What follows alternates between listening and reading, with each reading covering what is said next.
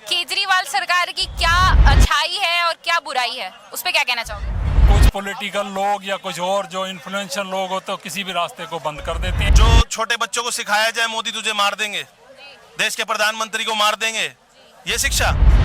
उसके ट्रैफिक के नियम्स कोई भी अबाइड नहीं करता, कहीं भी कोई भी। नमस्कार, स्वागत है आपका ट्रिपल डी न्यूज पर। मैं हूं आपके साथ अंजलि। हम मौजूद हैं दिल्ली में, लेकिन बात करेंगे बिहार के महारैली की, जो कि 3 मार्च को आयोजित हुई है पटना के गांधी मैदान में। इंडिया अलायंस ने अपने 2024 चुनाव का आगाज कर दिया है और कल यानी 3 मार्च को उनके महारैली का आयोजन है, जिसमें जोरों शोरों से उनकी पूरी टीम लग चुकी है। आज हम मौजूद हैं दिल्ली में, दिल्ली की जनता से ये जानने के लिए कि इंडिया अलायंस मजबूत है या एनडीए अलायंस मजबूत है। इसी बीच प्रधानमंत्री मोदी भी झारखंड और बंगाल का दौरा करके बिहार पहुंच रहे हैं। क्या वो उनका यही मकसद है कि वो प्रहार करेंगे इंडिया अलायंस के इस रैली के लिए? आइए जनता से जानते हैं उनकी राय। अंकल, अभी आप दिल्ली में हो तो केजरीवाल सरकार की क्या अच्छाई है और क्या बुराई है, उस पर क्या कहना चाहोगे? मैं किसी इंडिविजुअल के बारे में विशेष तौर से बहुत कुछ नहीं कहना चाहता। मैं देश का, दिल्ली का नागरिक होने की वजह से और देश का नागरिक होने की वजह से मैं अपील करना चाहता हूं। आजकल हम ये देखते हैं ट्रैफिक इतना ज़्यादा है कि हर मोड़ के ऊपर हर जगह पे जहां मर्जी हो ट्रैफिक जाम मिलता है। वो उसकी जो ज़्यादा वजह नज़र आती है वो यही है कि उसके ट्रैफिक के नियम्स कोई भी अबाइड नहीं करता। कहीं भी कोई भी गाड़ी रोक करके खड़ा हो जाता है, कहीं भी कोई वो नहीं है, किसी भी तरीके से कहीं भी पार्किंग हो जाती है। जो किसी भी रास्ते को कुछ पॉलिटिकल लोग या कुछ और जो इन्फ्लुएंशियल लोग हो तो किसी भी रास्ते को बंद कर देते हैं। तो कहीं भी उल्टी जनता केजरीवाल को 2 बार लेके आई, कुछ तो किया होगा केजरीवाल ने। मैं कह रहा हूँ इंडिविजुअल कुछ ना कुछ आदमी विशेषता होगी तभी वो आया है, बिना विशेषता के कोई नहीं आता। ठीक है, परंतु मेरी गुजारिश है पब्लिक से, जो इस चीज़ को अपना नियम पालन करके, हाँ नियम पालन करके करें। कहने वाले और भी बहुत कहते होंगे, परंतु फिर भी वो चीज़ नहीं। जैसे आप ई रिक्शा ही ले लें, किसी भी रेड लाइट के ऊपर या जहाँ कोई लगता है कि मेट्रो स्टेशन है कुछ और है, कई रिक्शे वाले ऐसे खड़े हो जाते हैं रास्ते को घेर करके, जितनी जल्दी से जल्दी सवारी आए तो सबसे पहले मेरे को मिले। सड़क बाधित होती है तो उनको कोई फर्क नहीं पड़ता। आप क्या कहना चाहोगे उसके बारे में? मैं क्या कहना चाहूंगी, मैं दिल्ली से नहीं रहती हूँ ना, मैं तो घूमती रहती हूँ। आप दिल्ली में हो? मैं भी फरीदाबाद का हूँ। मैं आपसे पूछना चाहता हूँ ना, आप पत्रकार हो, आप अपनी राय बताओ ना, दिल्ली में केजरीवाल सही कर रहे हैं नहीं कर रहे हैं? मैंने नहीं देखा, मैं दिल्ली की जनता नहीं हूँ ना। अरे न्यूज चैनल हो आप, न्यूज चैनल को पल पल की खबर होती है मैडम। पल पल की खबर होती है, लेकिन जनता के हिसाब से जानना है ना कि जनता क्या चाहती है। जनता ने एक बंदे ने तो राय दी होगी आपको अच्छा है कि बुरा है। शिक्षा में केजरीवाल आगे बढ़ रहे हैं, शिक्षा नीति अच्छा कर रखा है, बहुत बढ़िया कर रखा है। शराब घोटाला उसके बहुत बाद- बढ़िया, जी। बहुत बढ़िया कर रखा है। अब आप बताओ ना, मेरे हिसाब वो तो हम बता देंगे मैडम, हम तो दिन रात बताते हैं। शिक्षा कैसी शिक्षा? स्कूल की जो शिक्षा प्रणाली है, जो भी है, बाहर से ट्रेन करके ला रहे हैं टीचर को, या फिर जो भी पढ़ा रहे हैं, जो जरूरी है चीजें वही ला रहे हैं, इन सब बातों पे। ऐसी शिक्षा जो छोटे बच्चों को सिखाया जाए मोदी तुझे मार देंगे, देश के प्रधानमंत्री को मार देंगे, ये शिक्षा कहाँ सुना आपने ऐसा? सुना? इनसे पूछो, खड़े इन्होंने पूछो, इनसे पूछो। मैं बनावटी थोड़ी बोल रहा हूँ, हर जगह चीख चीख के बोला गया। केजरीवाल का जो आंदोलन चला पिछली बार भी केजरीवाल का सपोर्ट था उस आंदोलन को, आज भी वो आंदोलन का सपोर्ट है। तो बच्चों को क्या सिखाया गया वहां पे खड़े कर करके? मोदी को मार देंगे, मोदी तेनू जूते पड़ेंगे, फलाना ढिंगाना जो भी है। तो ये शिक्षा चाहिए? हम अपने बच्चों को नहीं देना चाहेंगे। आप देना चाहोगे अपने भाई बहन को किसी को शिक्षा? तो शिक्षा गई जीरो। दूसरी बात सुनो, अब आप अगर बहुत ही अच्छी शिक्षा है उसकी, तो उसका शिक्षा मंत्री आज 2 साल से अंदर क्यों है? मुझे इतना तो बता दो। आज 1 साल 1.5 साल 2 साल हो गए उसको, वो अंदर क्यों है अगर इतनी अच्छी शिक्षा है? दूसरी चीज, बच्चों को आप ऐसी शिक्षा दो। सबसे पहली शिक्षा हमें तो बचपन में यही सिखाई गई थी, उस टाइम कांग्रेस हुआ करती थी। शिक्षा टीचर्स देते हैं, सीएम शिक्षा नहीं देगा। सीएम पता क्या शिक्षा देता है? मुझे वोट दो, मैं तुम्हें 200 यूनिट बिजली मुफ्त दूंगा। बच्ची का बलात्कार हो गया, कुछ नहीं बोलूंगा। मुझे वोट दो, मैं तुम्हें 200 यूनिट बिजली फ्री दूंगा।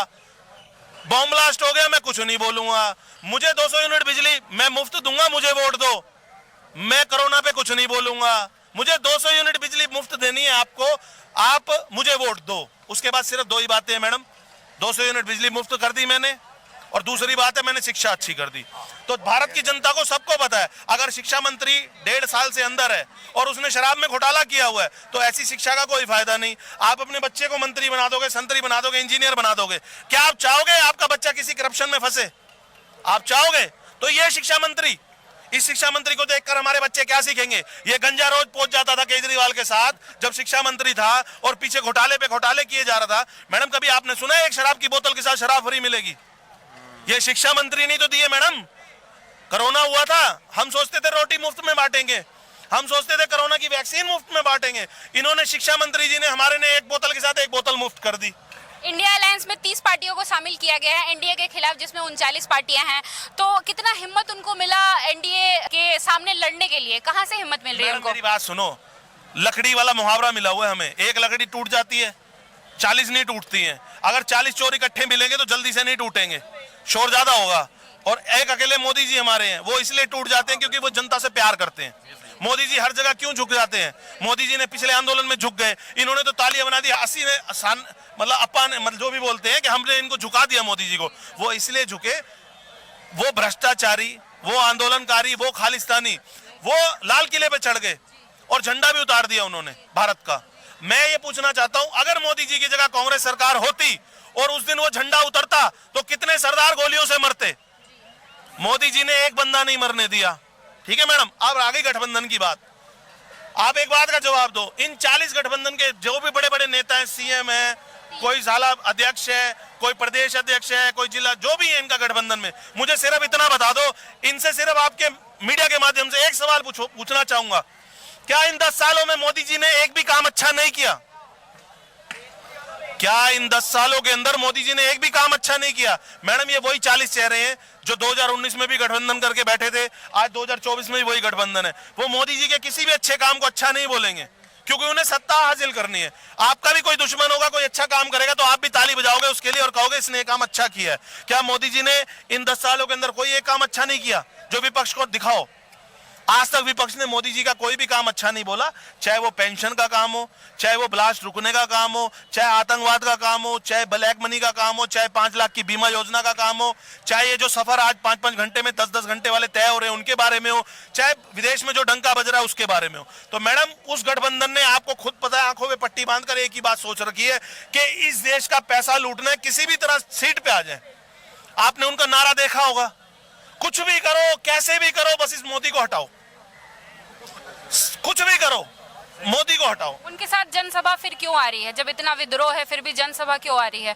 और अगर ऐसा है तो उनका जनता 0 सीट से स्वागत कर सकती है?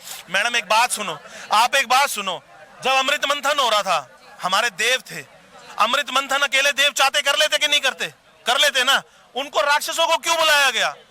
दानव सेना को क्यों बुलाया गया? क्योंकि भैया राजनीति में देव भी होते हैं और दानव भी होते हैं, और ये जो 40 का विपक्ष है ना, ये दानव से कम नहीं है मैडम। जब अमृत मंथन हमारे देश को ले लो आप, हमारा देश की जनता आज बदल रही है।